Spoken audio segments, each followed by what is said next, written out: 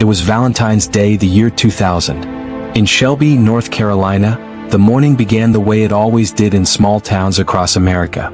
The hum of traffic along Highway 18, the faint whistle of a train in the distance, and the first streaks of sunlight cutting across quiet neighborhoods. Children pulled on jackets before heading to school. Parents prepared for work. For most, it was an ordinary Monday. But inside one modest house on Oakcrest Drive, the Degree family's lives were unraveling. Their 9-year-old daughter, Asha, had vanished into the night. This is the Cold Case Archive.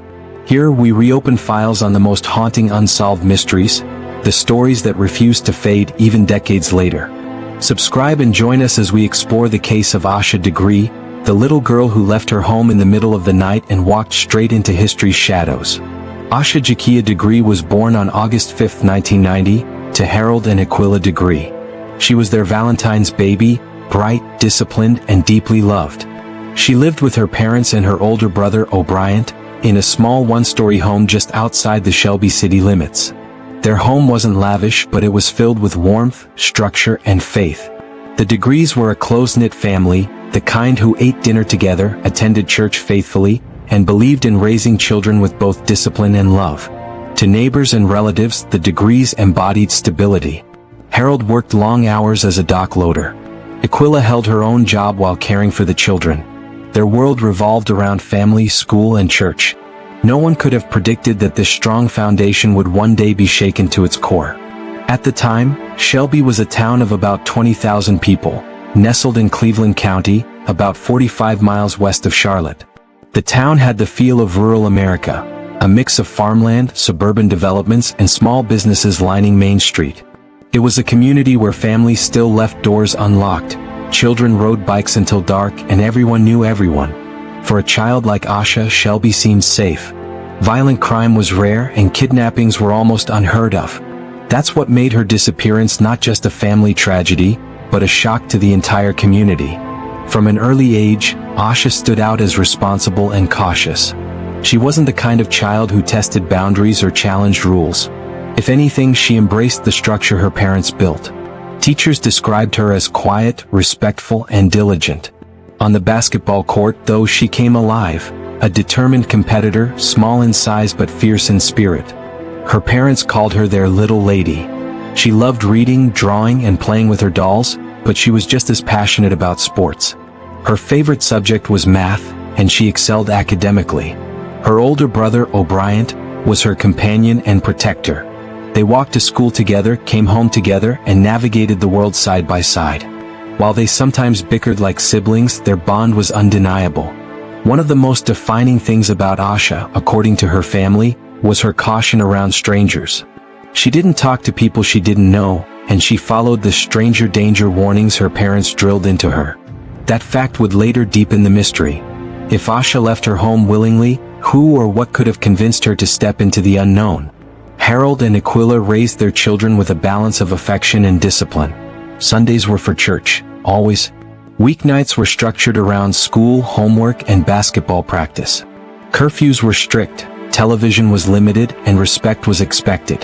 But it wasn't a cold household. It was one where Asha and her brother felt safe, nurtured, and protected. They were sheltered from many of the harsher realities of the world. Which is why, when the case broke, the Degrees' neighbors and community members found it hard to imagine that Asha had run away. Nothing in her upbringing suggested rebellion. Nothing hinted at a desire to leave. To understand what happened on the night of her disappearance, investigators later combed through the days leading up to it. On Friday, February 11, 2000, Asha and her classmates celebrated Valentine's Day early at school. She exchanged cards with friends and went home like normal. On Saturday, February 12th, she played in a basketball game with her team, the Hornets. Her team lost, which upset Asha, but her family said she quickly moved past it. They went to a family birthday party that evening, where she laughed and played with her cousins. On Sunday, February 13th, the family attended church as always. Afterward, they visited an aunt's house, then returned home. The children did homework, played, and prepared for school the next day. Nothing seemed unusual. No signs of distress, no arguments, no reason to suspect anything was wrong. That night, around 9 p.m., a car accident nearby caused a power outage across the neighborhood. For several hours, the Degree home was plunged into darkness. The children, O'Brien and Asha, lay awake in their shared room, whispering to each other until the lights flickered back on around midnight. It was the kind of small disruption that might feel like an adventure to kids. Candles glowing, shadows dancing, an unusual break from routine. At 8:30 p.m., they had gone to bed as instructed. By 12:30 a.m., when the power was restored, the Degrees believed their children were asleep. But in those hours of darkness, something shifted, something no one could have predicted.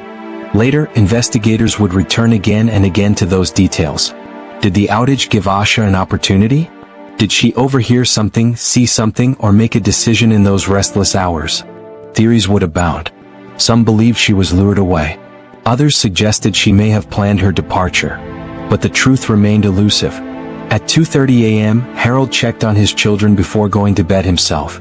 Both were in their beds, fast asleep. At 3:30 a.m., when he got up again, Asha was gone. What happened in that single hour would become the central question in one of North Carolina's most haunting mysteries. Children do go missing, tragically, more often than most realize. But Asha's case stood out immediately because it didn't fit the pattern. There was no forced entry, no sign of abduction, no family turmoil to suggest she ran away. Instead, Asha appeared to have walked out of her house on her own. At 9 years old, in the middle of the night, on a cold, rainy Valentine's morning. For investigators, it was almost unthinkable. For her family, it was impossible. And for the Shelby community, it was terrifying.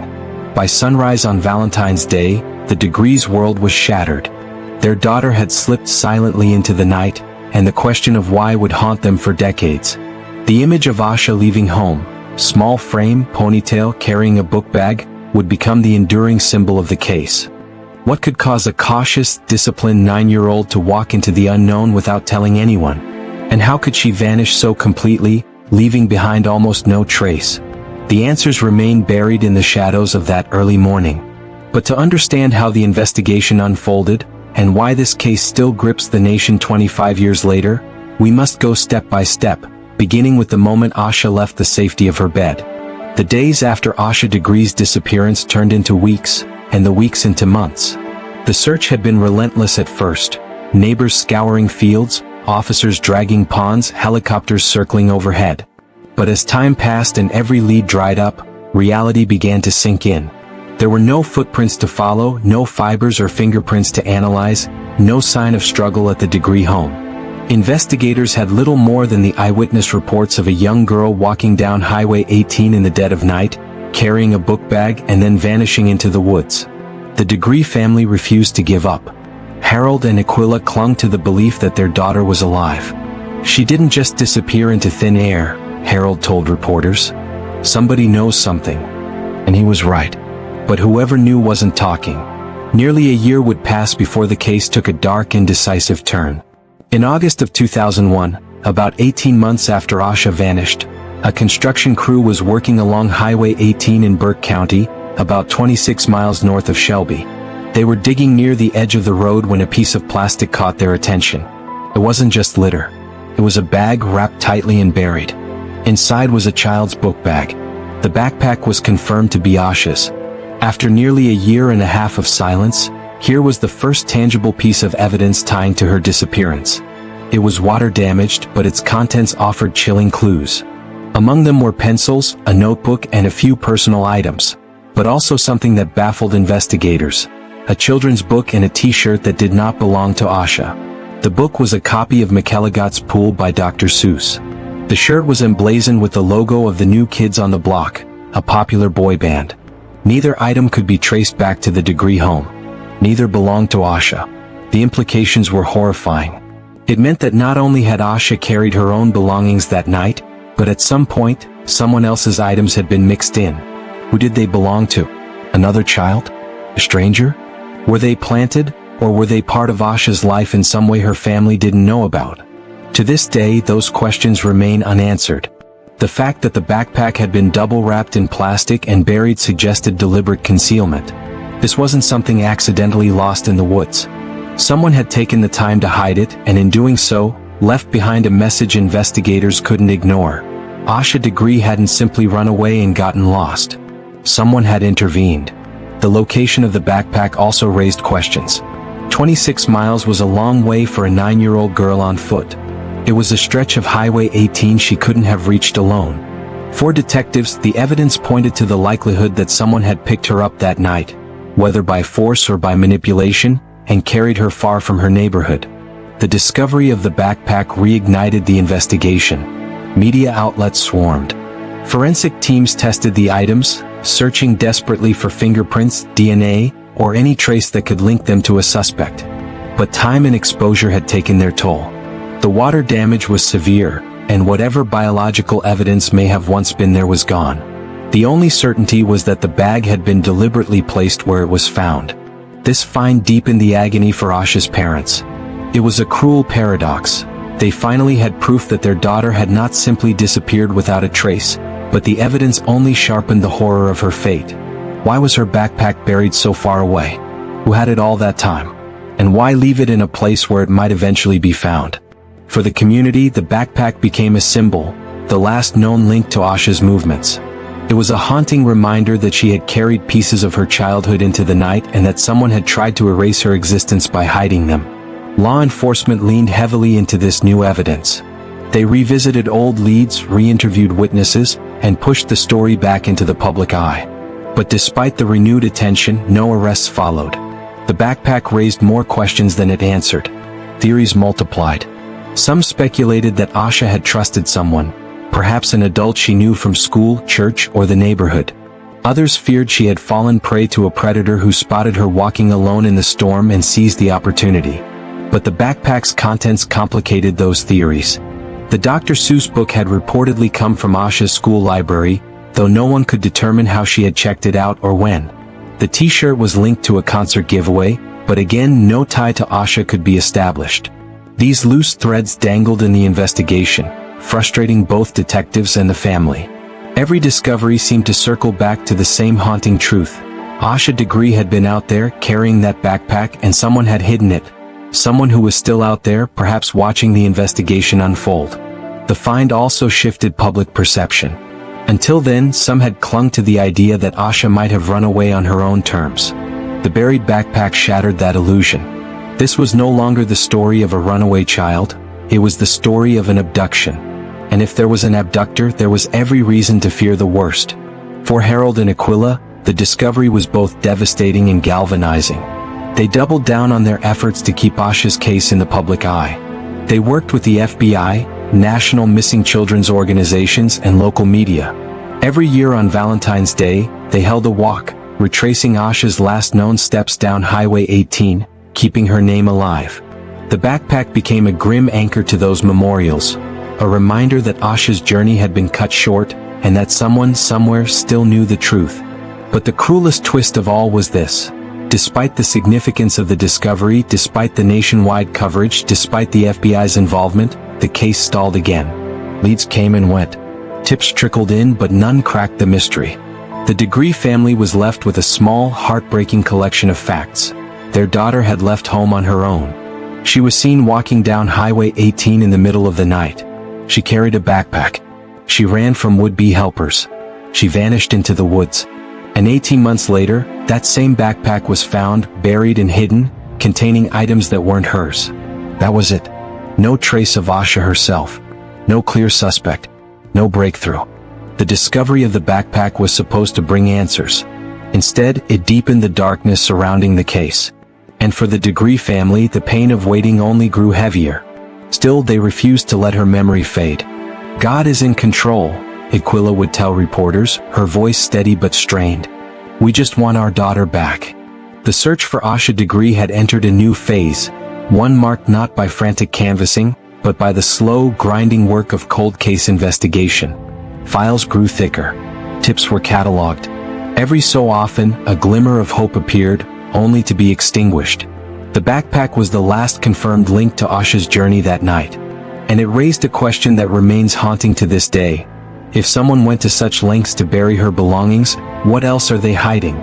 For investigators, the search wasn't over. For Harold and Aquila, the hope wasn't gone. And for the town of Shelby, the mystery was far from solved. But the case wasn't finished delivering its twists. Years later, new information would emerge. New suspects would be considered. And new hope would flicker, briefly, that the truth about what happened to Asha Degree might finally be revealed. For Harold and Aquila Degree, the discovery of their daughter's backpack in 2001 was both a glimmer of hope and a crushing blow. It proved that Asha had not simply vanished into thin air. It proved that someone somewhere had touched her belongings and made the choice to hide them. But the cruel reality was that this discovery brought no answers, only more questions. In the months that followed, investigators worked tirelessly to trace the items found in the backpack. They confirmed that some school supplies matched what Asha had at home. But the McElligott's Pool Library book and the New Kids on the Block t-shirt remained a mystery. They canvassed the school, checked library records, and asked classmates if anyone recalled Asha reading the book or wearing the shirt. No one could connect her to either item. The lack of answers left detectives frustrated. "It's almost like those things appeared out of nowhere," one investigator later said. "We couldn't tie them to her and we couldn't tie them to anyone else." By 2002, the search for Asha had entered what every family fears, the cold case stage. The public appeals dwindled. The media moved on to other stories. But for the Degree family, the fight continued. Each Valentine's Day, Harold and Aquila organized a walk along Highway 18, retracing their daughter's last known steps, holding on to hope that someone might finally break their silence. The FBI remained involved, but without new evidence, their role was limited. Tips still came in, scattered, often vague, sometimes bizarre. People claimed to have seen Asha in different states, even different countries. None of those sightings were confirmed. In 2004, the FBI formally added Asha to their database of endangered missing children. By then, 4 years had passed with no progress. Yet Harold and Aquila never stopped speaking to reporters. They reminded the community that their daughter was still missing, that the case was not forgotten. The years marched on, and the file on Asha Degree grew thicker. Detectives rotated in and out of the case. Each one retraced old steps, hoping a fresh perspective might uncover something overlooked. But the same frustrating reality remained. The backpack was the last concrete evidence and everything else was speculation. Then in 2015, 15 years after Asha's disappearance, the FBI launched a renewed push. They teamed up with the Cleveland County Sheriff's Office and the North Carolina State Bureau of Investigation, forming a task force to take another look at the case. New technology, new databases, and new techniques offered hope that something might finally break free. It was during this review that investigators announced a critical development. Based on new interviews and re-examined tips, they believed Asha may have gotten into a vehicle the night she disappeared. They appealed to the public for help identifying 2 specific vehicles spotted near Highway 18 that night. A dark green, early 1970s Lincoln Continental Mark IV. A dark green Ford Thunderbird from the late 1970s. The announcement sent a ripple through the community. For years, the image of Asha walking alone down the highway in the storm had haunted people. Now there was reason to believe she hadn't walked alone for long. Investigators emphasized that they were not accusing any specific owner of wrongdoing, but they believed someone driving one of those cars or someone connected to them might hold the key to solving the case. Harold and Aquila saw the announcement as both promising and painful. On one hand, it meant the FBI was still working. On the other, it meant that after 15 years they were still chasing shadows. "We're grateful they're still looking," Aquila said at the time. "But we need answers. We need our daughter." The FBI also increased the reward for information leading to the resolution of the case. Between the FBI, the state of North Carolina, and the Cleveland County Sheriff's Office, the total reward climbed to $45,000. It was a clear sign of how serious investigators remained, even after so much time had passed. But rewards don't always bring answers. As the years continued to pass, the Degree family found themselves living in a painful cycle. Hope sparked by new announcements, followed by the heavy silence when nothing came of them. The hardest part, they said, was not knowing. If Asha had been kidnapped, was she alive? If she wasn't alive, where was she? Who had buried her belongings, and why not her? For Harold, the lack of closure was torment. "It's the not knowing that eats at you," he once told reporters. "If we knew, we could grieve. But without that, you're stuck."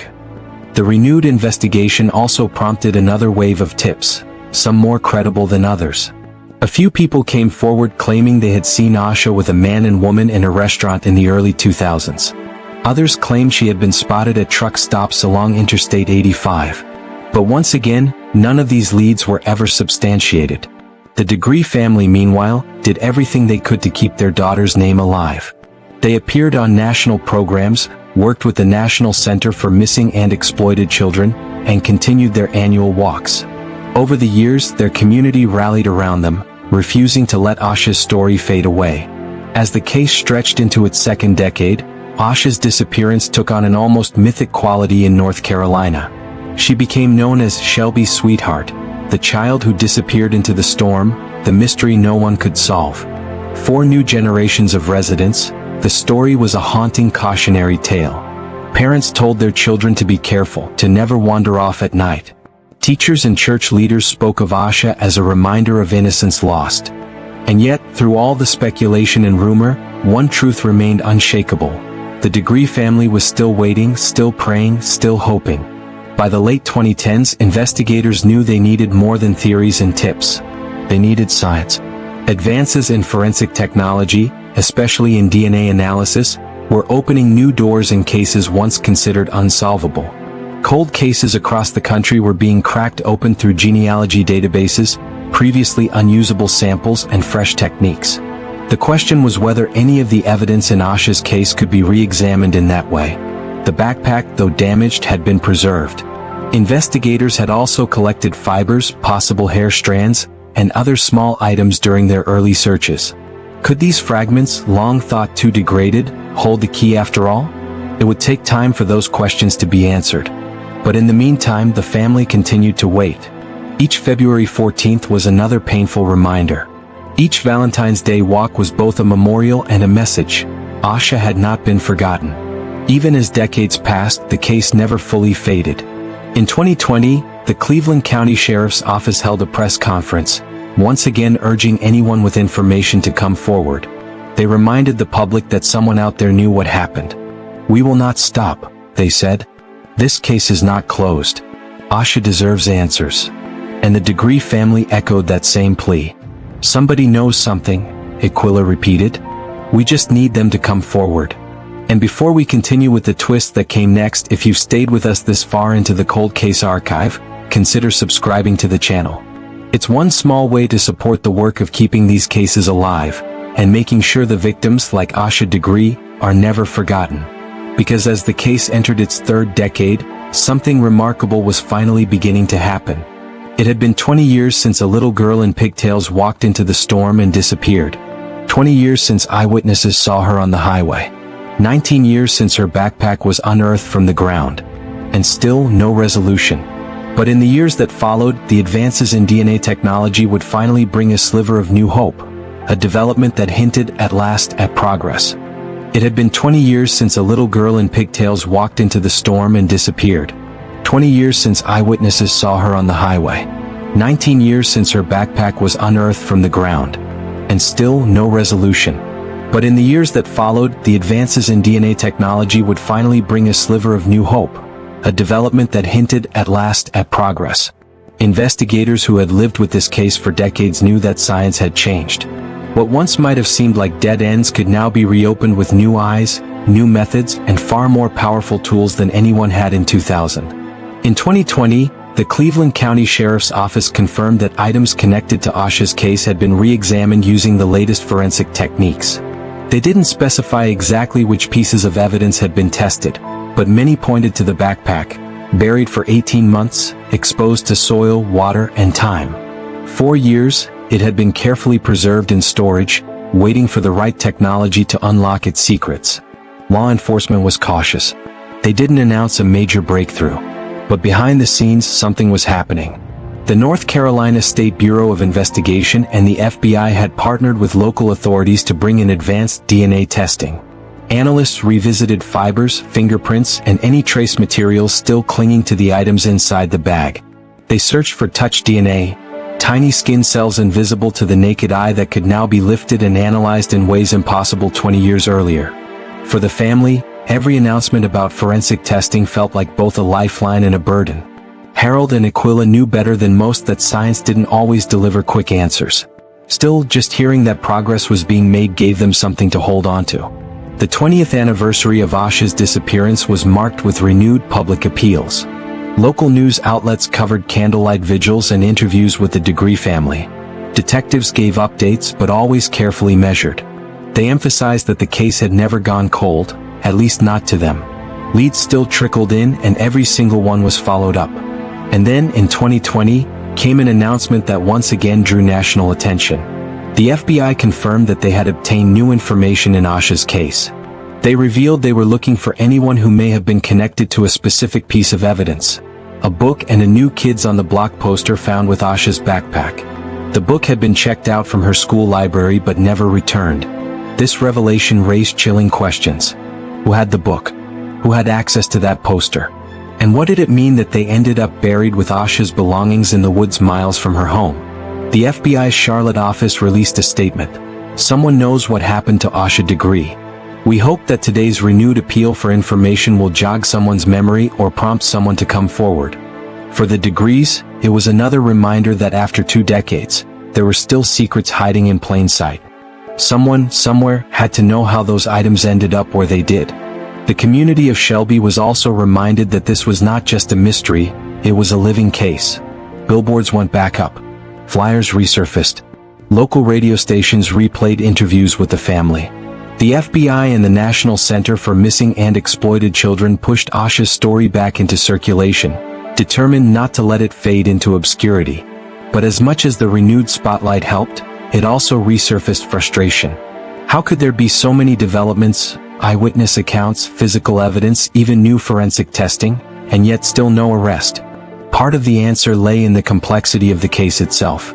Unlike many child abduction cases, Asha's disappearance didn't follow a familiar pattern. There was no sign of forced entry, no struggle. No witness saw her get into a vehicle. Instead, she had walked out of her home voluntarily, at least at the start. That single fact complicated everything. Investigators could not say for certain whether Asha had left because someone lured her out, or whether she left on her own for reasons that remain unknown. If she was lured, how had that communication happened? She had no cell phone. The internet wasn't widely available in homes like hers in 2000. She was too young to be corresponding by mail without her parents knowing. So what had pushed her out into the storm? Detectives chased down theories. Could she have confided in a classmate? Was there a neighbor who had gained her trust? Had she been groomed in ways that weren't obvious to the adults around her? None of those questions had ever been fully answered. And then there was the backpack. To this day, authorities have never revealed everything that was found inside. They've only mentioned the book and the poster. If other items were discovered, they've been kept sealed from the public. Some speculate that's because they're holding back details only the perpetrator would know. Others believe it's because what was found could be too sensitive or too critical to risk compromising. For the Degrees, the secrecy is agonizing. On one hand, they understand it. On the other, they wonder constantly, what did the evidence really reveal? Meanwhile, the community has never let go. Local churches continue to hold prayer vigils. Classmates of Asha, now grown adults, attend anniversaries and speak about the friend they lost. Every February, people gather to march in her honor, retracing the path she took on that stormy night. The case has also become a touchstone for missing children's advocates. Organizations highlight Asha's story as one of the most baffling and haunting unsolved cases in America. Still, as the calendar turned beyond 2020, whispers of progress began to emerge again. Detectives hinted that DNA testing had been conducted on more than one item. While they didn't confirm a match, they acknowledged that the results were promising enough to keep pushing. By 2021, the Degree family found themselves in front of cameras once again. Aquila spoke candidly about the emotional toll of 2 decades without her daughter. "It's like a nightmare you can't wake up from," she said. "But I still believe someone will come forward. I have to believe that." Her words struck at the heart of the case. After all the science, all the investigations, and all the media coverage, it may still come down to a single person. Someone who knows the truth and decides to finally say it. And that leaves us, the public, with a haunting question. If you knew something that could solve this case, would you have the courage to come forward? Because for the Degrees, the story isn't just history. It's their daily life. Every unanswered question, every unopened door, every silence in the night, it all circles back to the hope that Asha's story is not over. And even as the case moved into its third decade, investigators were not finished. Advances in genealogy, new interviews, and even the possibility of re-examining old suspects meant that the case of Asha Degree was still very much alive. But where did those leads go? And what exactly have investigators discovered in the years since those DNA tests were first announced? The answers may not be everything the family hoped for, but they point to a case that refuses to let go, a case where the smallest detail might finally bring the truth to light. The answers may not be everything the family hoped for, but they point to a case that refuses to let go, a case where the smallest detail might finally bring the truth to light. In the years following the 20th anniversary, investigators kept their promises. The Cleveland County Sheriff's Office, the North Carolina State Bureau of Investigation, and the FBI continued to work together, determined not to let Asha Degree's case fade into the shadows. Forensic testing was ongoing. Interviews were revisited. And technology that hadn't even existed when Asha disappeared was now being put to use. What exactly did investigators discover in those years? The answer, as with so much in this case, was carefully guarded. Authorities confirmed that multiple pieces of evidence had been subjected to advanced DNA testing.